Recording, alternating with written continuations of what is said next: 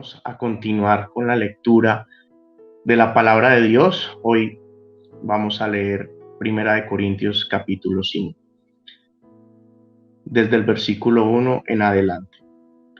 Es ya de dominio público que hay entre vosotros un caso de inmoralidad sexual que ni siquiera entre los paganos se tolera, a saber, que uno de vosotros tiene por mujer a la esposa de su padre, y de esto os sentís orgullosos. ¿No deberíais más bien haber lamentado lo sucedido y haber expulsado de entre vosotros al que hizo tal cosa? Yo por mi parte, aunque no estoy físicamente entre vosotros, sí estoy presente en espíritu y ya he juzgado, como si estuviera presente, al que cometió este pecado.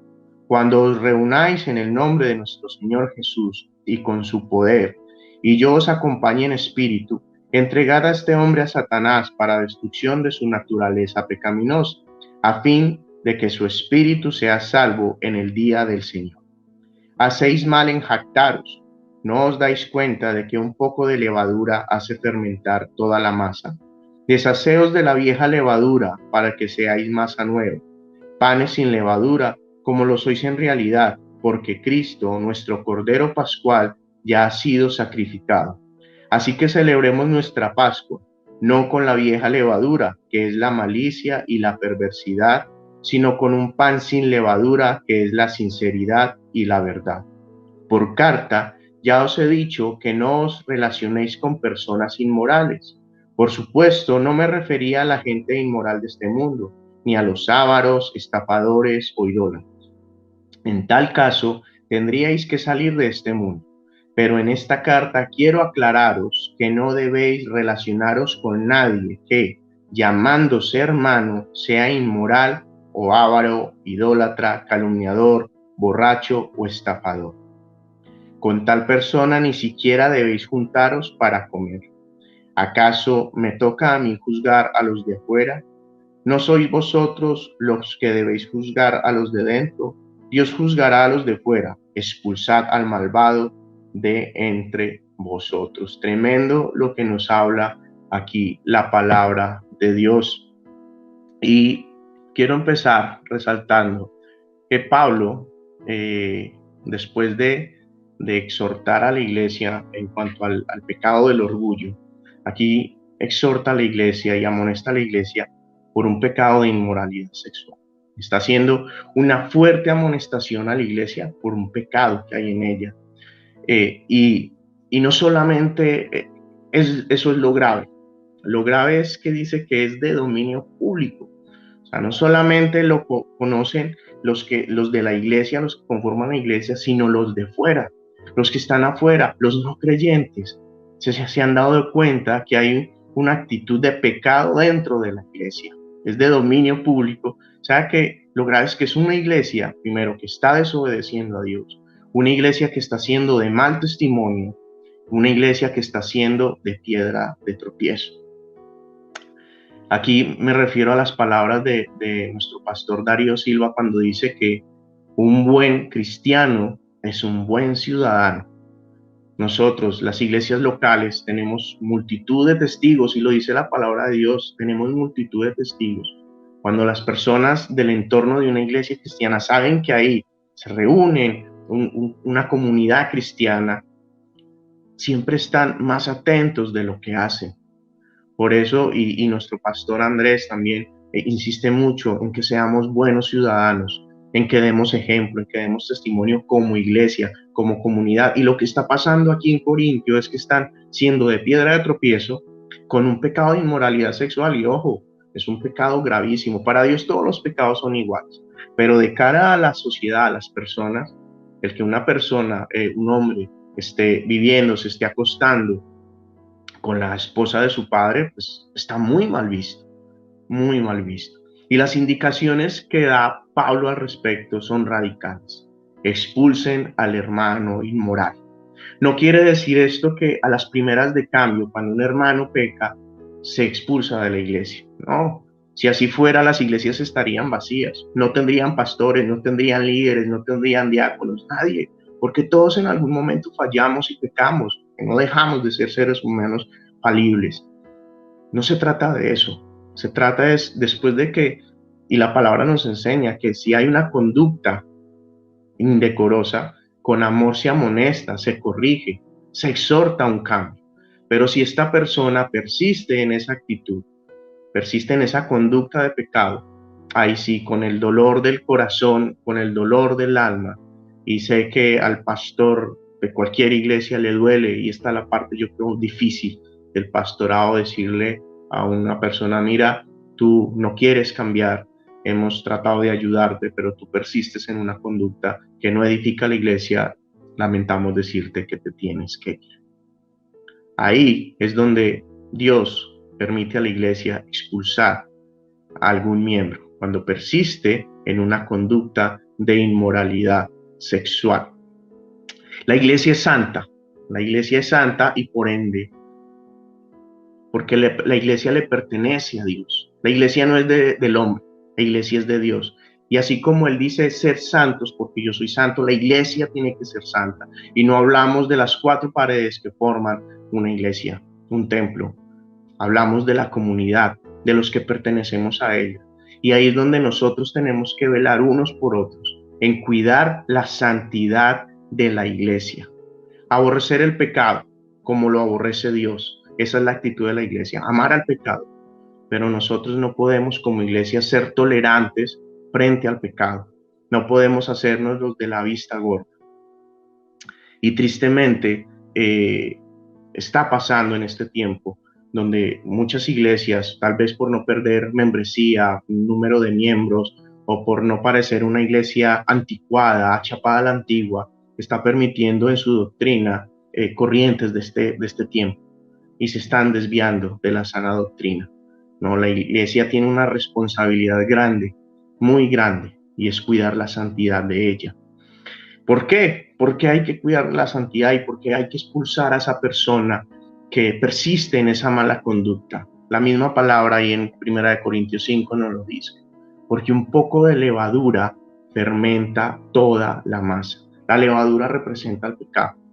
La levadura representa el pecado en el ser humano. Y dice que un poco de levadura fermenta toda la masa. La manzana podrida.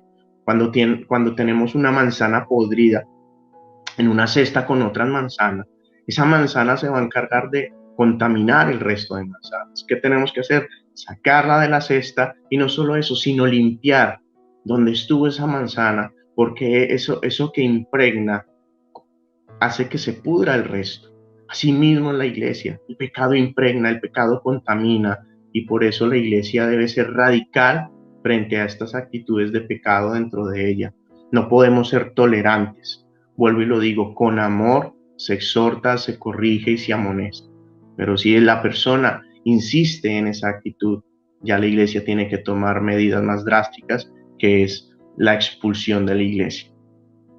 Segundo es que nos dice Pablo aquí es deshacernos de la vieja levadura. En el momento en que nosotros recibimos a Jesús como Señor y Salvador, nos dice, lo viejo ya pasó, lo viejo quedó atrás, ha llegado ya lo nuevo. Lo que vivías antes de Cristo ya no lo vives más. Ahora tienes un nuevo camino, ahora tienes un estilo de vida, como lo llama el pastor Darío, un estilo de vida. Ahora ya no practicas lo que antes hacías. Ocasionalmente pecamos, sí, como lo decía hace un momento.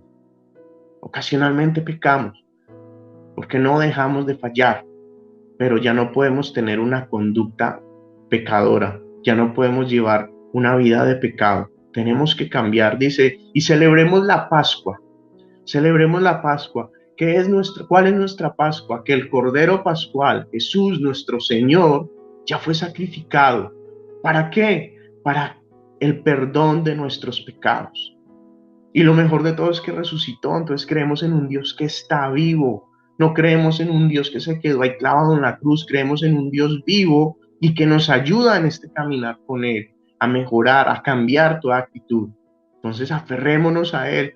Y dice que celebremos esta Pascua y no con hipocresía, no con doble moral. Nos exhorta a que lo hagamos con la verdad y la fidelidad.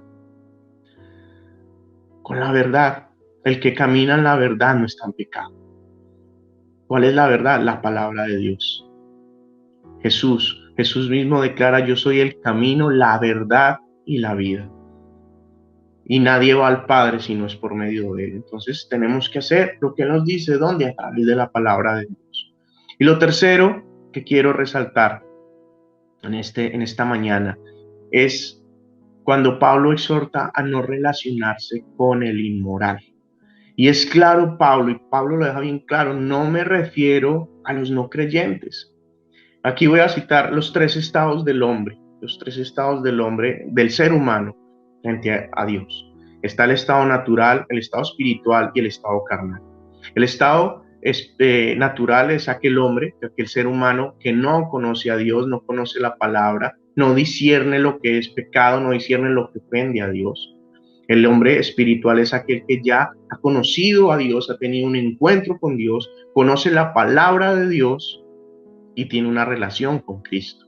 Y el hombre carnal es el ser humano carnal es aquel que ya habiendo conocido y habiendo tenido un encuentro con Dios y conociendo las Escrituras y conociendo lo que es pecado, vuelve a esa conducta pecaminosa. Ese es el hombre carnal. Y a ese hombre es al que Pablo se refiere que no debemos juntarnos. Si no, entonces, si fuera a los inmorales en general, ¿dónde queda la gran comisión? ¿Dónde quedan las palabras de Jesús que seamos sal y luz en este mundo? Nosotros tenemos que ir ahí afuera. Jesús vino y se relacionó con prostitutas, con ladrones, con asesinos, con malas personas, porque esos son los que necesitan.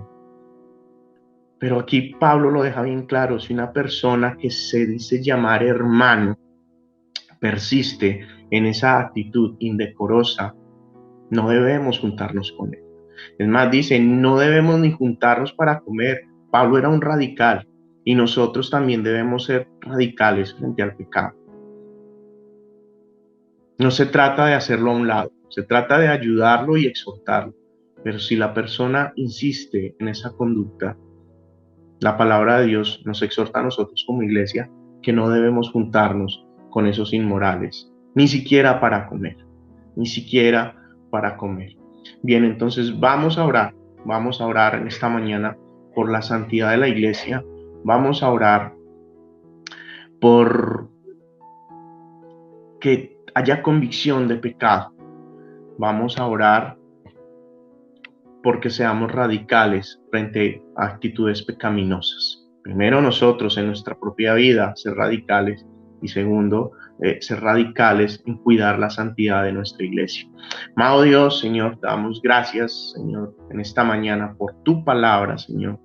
Tu palabra es clara, tu palabra es contundente, Señor, y tu palabra hoy nos da un mensaje directo, Señor. Nos dices, Dios, que debemos cuidar de la santidad de la iglesia, Señor, que no debemos tolerar ningún atisbo de pecado en ella, Padre, que no debemos permitir que haya levadura que contamine toda tu iglesia, Dios. Te pedimos perdón, Señor. Primeramente, cada uno con su conducta, Señor, ha sido levadura para la iglesia, Padre.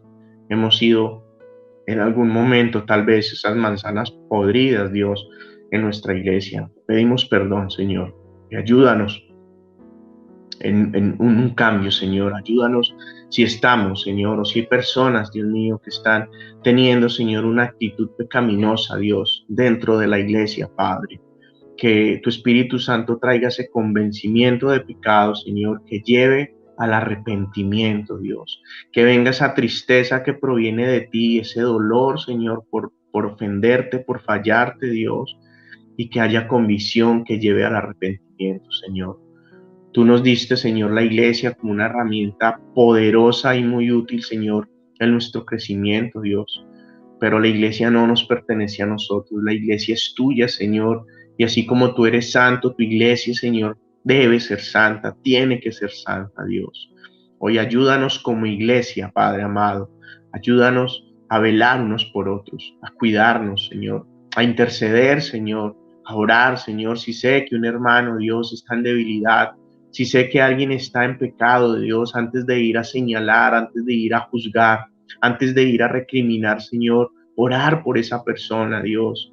Ayúdanos a ser sabios, Dios mío, a no ser hipócritas, a no ser fariseos, Dios, sino hacerlo como lo hacía Jesús.